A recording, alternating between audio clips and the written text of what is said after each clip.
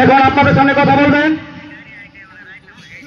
মোহাম্মদ আরিফুল ইসলাম রিপন, সাবেক যুগ্ম আহ্বায়ক, ঢাকা বিশ্ববিদ্যালয় ছাত্রদল। মোহাম্মদ আরিফুল ইসলাম রিপন, সাবেক যুগ্ম আহ্বায়ক, ঢাকা বিশ্ববিদ্যালয় ছাত্রদল। ধন্যবাদ। আজকের এই খালেদা জিয়ার রোগমুক্তি ও দোয়া মাহফিলের অনুষ্ঠানের সম্মানিত সভাপতি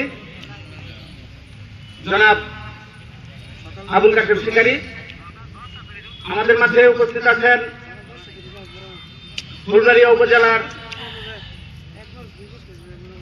জনগণের মনোনীত প্রার্থী জনাব তানভীর আহমেদ রানা, যিনি ইতিমধ্যে সারা ফুলবাড়িয়াকে মানুষের মনের মণিকোঠায় জায়গা করে নিয়েছেন।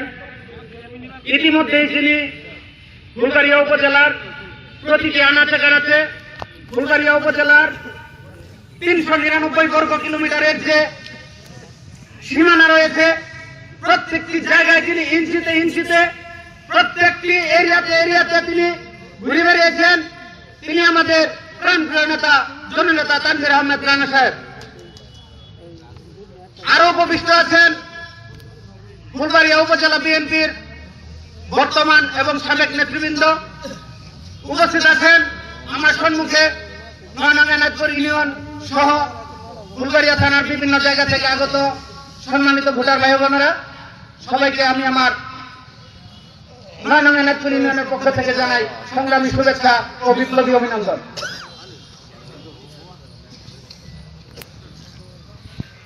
মার্কা কিংবা দল নয়, যোগ্যতাই প্রার্থীর পরিচয়।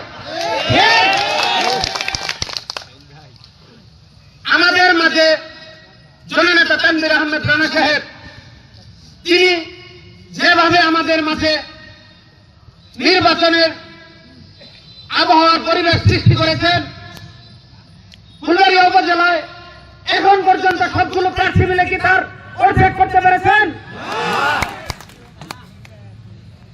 আমি আপনাদেরকে একটা ছোটবেলার একটা গল্প বলে শোনাই, অল্প কিছুক্ষণ সময় নিব। আমি সবার কাছ থেকে ক্ষমা সুন্দর দৃষ্টিতে নিচ্ছি। আমরা যখন ছোটবেলায় প্রাইমারি স্কুলে পড়ি, একটা গল্প পড়েছিলাম হেমিলনের বাসিওয়ালা। যারা একটু মোটামুটি পড়াশোনা করছেন তারা কি জানেন? হেমিলনের বাসিওয়ালা, জার্মানির একটা শহরের নাম ছিল হেমিলন। সেইখানে ইঁদুরের উৎপাত ছিল, প্রচুর ইঁদুর উৎপাত করত।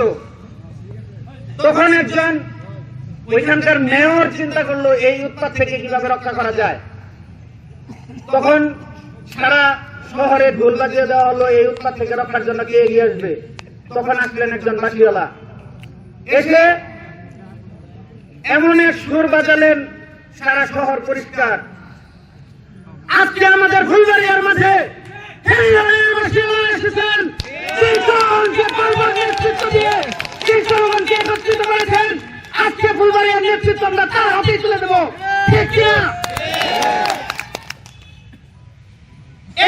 এই কাহালগাঁও অঞ্চল থেকে 2001 সালে আমরা ওনার পিতা ইঞ্জিনিয়ার শামসুদ্দিন আহমেদকে বিজয়ের বেশে আমরা 8ম সংসদ নির্বাচনে ওনাকে আমরা সংসদে প্রেরণ করেছিলাম। আগামীতে আমরা এখানে যে জনজোয়ার আমি দেখতে পাচ্ছি, আগামীতে আমরা আবাবিল পাখির মতো জনগণ একত্রিত হয়ে যে ভোট আমরা দেব, সেই ভোট বিপ্লবের মাধ্যমে আমরা ত্রয়োদশ সংসদীয় নির্বাচনেও আমরা তানভীর আহমেদ রানা ভাইকে আগামী সংসদে আমরা প্রেরণ করবো ইনশাআল্লাহ। পরিশেষে আমি আমার পক্ষ থেকে সবাইকে ধন্যবাদ জানিয়ে, আমি আমার ব্যক্তিগত পক্ষ থেকে ধন্যবাদ জানিয়ে বিদায় নিচ্ছি। বাংলাদেশ জিন্দাবাদ, বাংলাদেশ জাতীয়তাবাদী ছাত্রদল জিন্দাবাদ, দেশনায়ক জনাব তারেক রহমান জিন্দাবাদ, দেশনেত্রী বেগম খালেদা জিয়া জিন্দাবাদ, জননেতা তানভীর আহমেদ রানা সাহেব জিন্দাবাদ জিন্দাবাদ।